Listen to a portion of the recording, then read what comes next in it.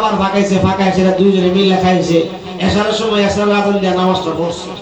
এবার পড়ার পরে দুইজনে খুব আরাম করে ঘুমাই গেছে, বড় খুশি। রাত্র যখন 12টা বাজছে, বিবি এ বিবি তাড়াতাড়ি ঘুমতে হলো, আমার অস্ত্রগুলি কই? কেন স্বামী? আপনি না গাউসে বাগের হাতে হাতে কামড়ি দিয়েছেন, বায়াতের রাসূল গ্রহণ করছেন, আপনি না আজান দিয়ে 4 ওয়াক্ত নামাজ পড়ছেন। আমি তো মনে করছি আপনি এইগুলি আর করবেন না, আপনি চুরি করার ডাকাতি করার যে অস্ত্রগুলি আছে আমি ফালাই দিছি। আই বিবি কসম লাগি তাড়াতাড়ি নিয়ে আপনারা গাউসে বাগের হাতে হাতে কামড়ি দিয়েছেন।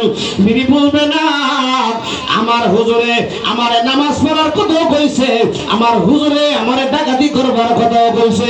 এই জন্য বলা হয় জোর করিয়া পুষতে গেলে তার গটে মরণ জ্বালা, কেউ বুঝিতে পারে না রে পীর ফকিরের খেলা, কেউ